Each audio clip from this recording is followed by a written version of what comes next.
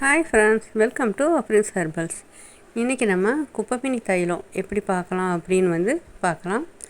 First நம்ம அதுக்கு வெப்பாலை எடுத்துக்கலாம். வெப்பாலை பார்த்திங்கன்னா உயரமான மரமாக இருக்கும். இது கிராமப்புறங்களில் பாலை இலை அப்படின்னு சொல்லுவாங்க. இதோட நம்ம இங்கே சொல்கிற பேர் வெப்பாலை.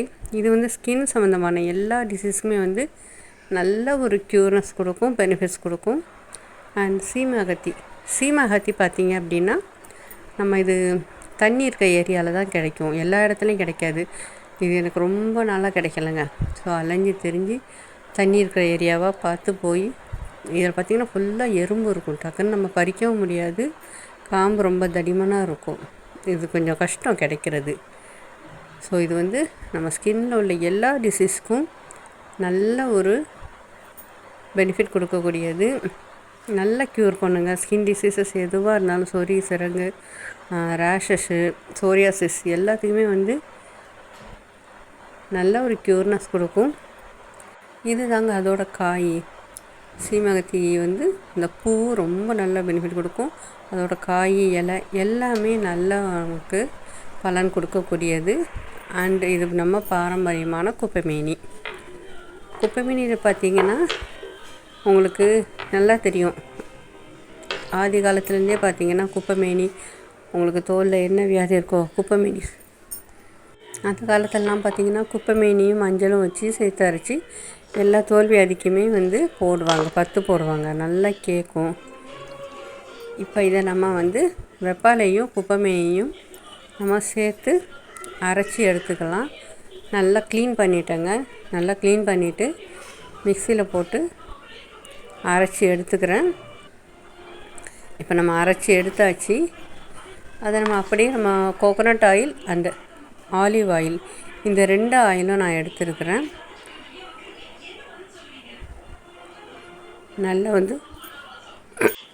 நல்ல ஒரு ஃபைன் பேஸ்ட்டாக நம்ம அரைச்சி எடுத்துக்கலாம். இது ஒரு இரும்பு கடாயில் நான் காய்ச்சி எடுக்க போகிறேன். Coconut oil and olive oil சேர்த்து எடுத்துருக்கேன். ஆலிவ் ஆயில் பார்த்திங்கன்னா நமக்கு நல்ல ஒரு மாய்ஸ்சரைசர் கொடுக்கும். நான் ஏன் ஆலிவ் ஆயில் எடுத்திருக்கேன் அப்படின்னு பார்த்தீங்கன்னா, இந்த குப்பைமேனியை வச்சு நம்ம நெக்ஸ்ட் வீடியோவில் குப்பைமேனி தைலம் செய்ய போகிறோம்.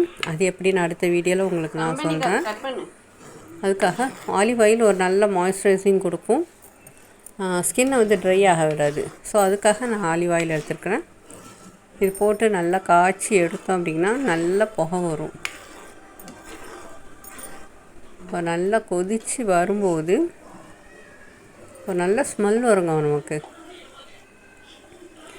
நல்லா கொதித்து நம்ம லாஸ்ட்டில் எண்ணெய் பிரிஞ்சு வரும்போது தான் அதை இறக்கணும்.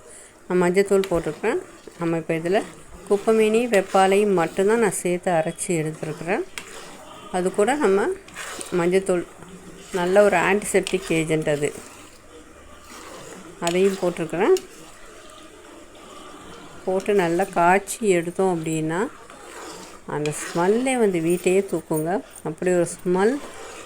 அண்ட் இதில் நமக்கு நிறைய கஸ்டமர்ஸ் நமக்கு ரிவ்யூஸ் கொடுத்துருக்காங்க. நம்ம குப்பைமேனி தைலம் வச்சு நம்ம நிறைய ரிவ்யூஸ்க்கு இருக்குது நமக்கு. ஸோ பாருங்கள், எண்ணெய் பிரிஞ்சு வருது.